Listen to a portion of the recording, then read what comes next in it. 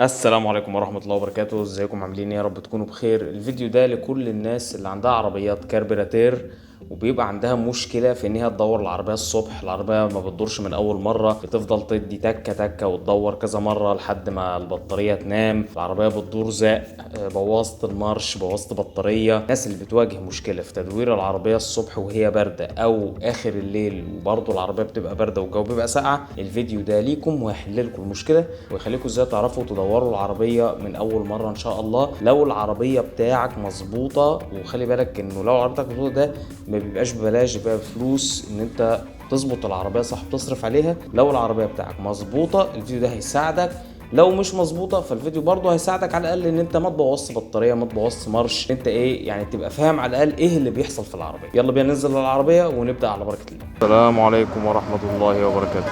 الساعه دلوقتي تقريبا 10:15 بالليل. العربيه مركونه زي ما انتم شايفين. هنشيل بس الغطا ونرجع لكم. معرفش هيبان ولا لا، بس العربية مردومة تراب. العربية مركونة بقالها من يوم الحد ما اتحركتش بيها. بنزل بس ادورها كده ايه شوية عشان البطارية ما تنامش، بس انا من يوم الحد ما اتحركتش بالعربية. طيب الفيديو ده فايدته ايه؟ ان في ناس كتير بتسأل العربية بتدور ازاي، او باجي ادور العربية بدور العربية 100 مرة ما بتدورش، في الاخر البطارية بتنام. طب هو انت المفروض تعمل ايه اصلا لما تبقى العربية باردة، سواء بالليل متأخر او الصبح بدري؟ هو نفس التكنيك اللي انت بتعمله دلوقتي، هو وطبعا الجو ساقعة، نفس اللي انا هعمله دلوقتي هو بالظبط اللي بيتعمل الصبح بدري. زي ما انتم شايفين اول حاجه عملتها ان انا ايه لفيت كده لفه، شيكت على العربيه من بره. بص برضه على العربيه ده يعني اللي انت تعمله الصبح قبل ما تتحرك بالعربيه. لف كده لفه على العربيه، بص على الكاوتش، بص على الحاجه. بعد ما تبص على العربيه من بره، بعد ما فكيت اللوك، لازم ايه تراجع على الميه وتراجع على الزيت. تراجع على الميه والزيت، ويفضل ان انت تعمل الحركه دي بصرف النظر عن ان انت هتتحرك بالعربيه او لا. امتى تراجع على الميه والزيت؟ تراجع على الميه والزيت الصبح والعربيه مركونه طول الليل، مركونه وقت طويل، فتراجع على الزيت. العربيه لازم تكون مركونه على ارض مستويه. مقياس الزيت المفروض يبقى يا على الماكسيمم يا اقل من الماكسيمم حاجه بسيطه، يعني مش اقل من كده. حتى لو على النص ما افضلش انه يبقى على النص، لانه العربيه بارده والزيت على النص لسه الزيت هيتحرك جوه المكنه. لا زود الزيت شويه. الميه لها مقياس طبعا انت بتبقى عارفه، واظبط دوره الميه بتاعك. الميه تراجعها الصبح وتراجع الميه كل ما تركن العربيه. يعني انت رحت مثلا مشوار وركنت العربيه ونزلت بعد ساعه، بص على الميه بس. طب رحت مشوار طويل والمكنه سخنه، اوعى توقف العربيه وتنزل تفتح قربه الميه، هتفور في وشك كلها. لازم العربيه تبقى بارده، مش بارده اللي هي متلجه، لازم العربيه تبقى على الاقل ساعه. لو عملت مشوار طويل والحراره كانت عاليه وعملت مشوار طويل، على الاقل ساعه تكون العربيه هديت فيها، بحيث ان انت لما تفتح غطا القرب او غطا الراداتير ما الميه ما تفورش، ما تفرقعش في وشك. ولو انت ظابط دوره الميه بتاعك مظبوط، وظابط الراداتير مظبوط، والقربه مظبوط، وظابط الكلام ده كله مظبوط، انت مش هتفتح غطا الراداتير اصلا، انت هتشيك على الميه دايما من القرب ده لو انت ظابط حاجتك مظبوط تماما. نراجع على الميه من قربه الميه. ميه كويسه يعني، ممكن تزودها شويه، زودها فعلا شويه. بص برضو بص على الزيت كويس الحمد لله. طيب دلوقتي احنا عايزين ندور العربيه، بنعمل ايه بقى؟ الصبح او بالليل يعني في الوقت الجو فيه ساقعه العربيه مركونه، ندي 10 دوسات بنزين كده. 1 2 3 4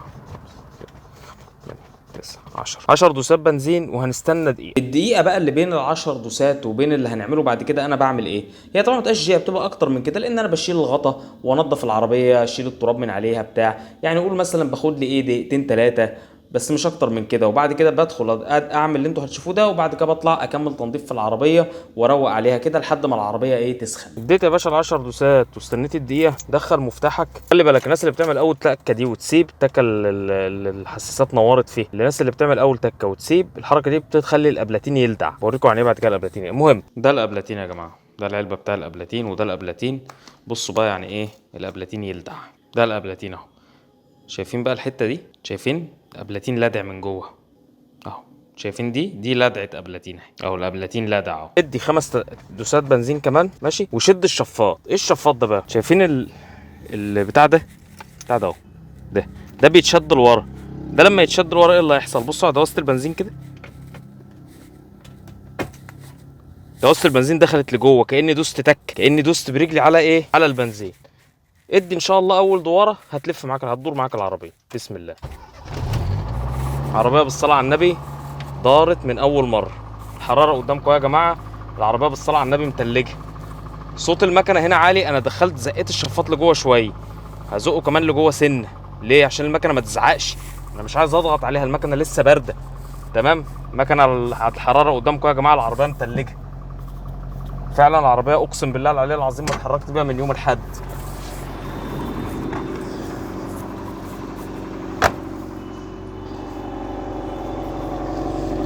لسه العربيه ايه، لسه الهواء اللي طالع متلج. طيب في حاجه مهمه بقى، في ايه سنس كده ايه مهم دلوقتي. المكنه بارده، حلو الكلام، ما تضغطش عليها. يعني ايه؟ يعني دلوقتي انا بسخن العربيه، حلو، خلي الشفاط شغال، خليه شغال يعني ايه؟ يعني خليني سحبه زي ما انا سحبه كده. تمام. طيب لحد امتى؟ يعني لحد ما المكنه تصوت؟ لا، خلي عندك سنس. اول ما تلاقي المكنه صوتها ابتدى يعلى، زق الشفاط لجوه سن. الشفاط ده فكرته كلها عباره عن ايه؟ الشفاط ده وظيفته حاجتين. رقم واحد انه يدي ده دوسه البنزين اللي انتوا شفتوها في الفيديو. هتقول طب ما انا ممكن اسندها برجلي، مش هتعرف. ولو عرفت انك تسندها برجلك مش هتعرف تعمل النقطه الثانيه. ايه بقى النقطه الثانيه؟ العربيه الصبح وهي بارده مش محتاجه هواء، هي اصلا متلجه. الهواء اللي داخل كمان ساقع، وهي مش محتاجه هواء، هي محتاجه بنزين اكتر منها هواء. فلما بتشد الشفاط، الشفاط ده بيعمل ايه؟ الشفاط ده اي ميكانيكي يعمله لك لو هو مش راكب عندك، بيخلي بيقفل الكربيراتير، بيقفل فتحه الهواء بتاعه الكربيراتير، فبيخلي ان ما يدخلش هواء بارد من بره لقلب الكربيراتير. مع خليط البنزين وتحضير البنزين الكويس، العربيه بتدور من اول تكه باذن الله. والتكه الدوسه بقى بتاعه البنزين اللي انتوا شفتوها في البدال ديت، ايه فكرتها؟ ان انت مش هتفضل قاعد معلق رجلك على البدال كده وقاعد مستني 3 5 دقايق ولا 10 دقايق اما العربيه تسخن. انت مش هتفضل عامل كده، انت مش هتفضل قاعد متزن بالتذنيبه دي. الشفاط بيديك التكه المناسبه، وانت بالسنس كده بتقلل زي ما انتوا شفتوا في الفيديو، وفي نفس الوقت ما بيبقاش زياده قوي لدرجه ان العربيه تشرق وتطفي منك. العربيه بتسخن اهي، لقيت المكنه بتزعق، زق الشفاط لجوه كمان عشان ما تضغطش عليه. شوف انا لما زقيته جوه ايه اللي حصل؟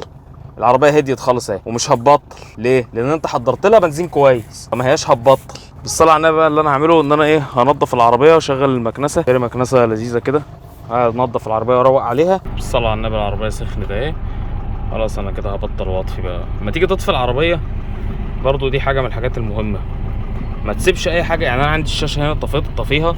انا اصلا كنت بشغل العربيه عشان ايه؟ اوريكم الفيديو، يعني الناس اللي عندها المشكله دي، وعشان اصلا نازل انضف العربيه واوريكم العربيه بعد ما انضفها. لما تيجي تطفي العربيه ما تسيبش الانوار قايده، يعني ما تبقاش العربيه عامله كده وانت قايد لي الفوانيس ومشغل كل حاجه وتقوم جاي ايه طافي الكونتاكت وبعد كده طافي الانوار. الحركه دي كلها بتحمل على البطاريه، والحركه دي غلط.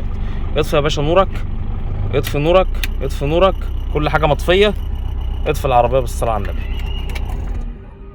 بس خلاص، هي دي الحركه الصح، وشيل المفتاح. ده منظر ارضيه العربيه بعد التنظيف.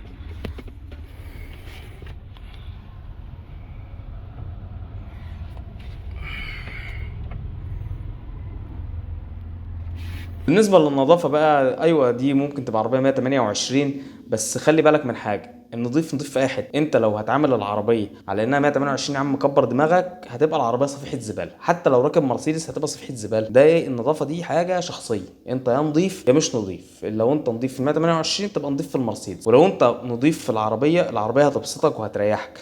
لو عملتها بقى على انها صفيحه زباله، العربيه دي هتكرهك في العربيات، خصوصا العربيات القديمه بالذات، لان انت كل يوم تتفاجئ بحاجه شكل. فلو انت مهمل ومش مهتم لا بنظافه ولا مهتم باي حاجه، العربيه فعلا هتكرهك في حياتك. اتمنى ان الفيديو يكون مفيد. لو عندكم اي سؤال او استفسار، انا لو عندي تجربه او معلومه هفيدكم ان شاء الله، وادينا بنتعلم من بعض. ان شاء الله نشوفكم في فيديوهات تانية. سلام عليكم.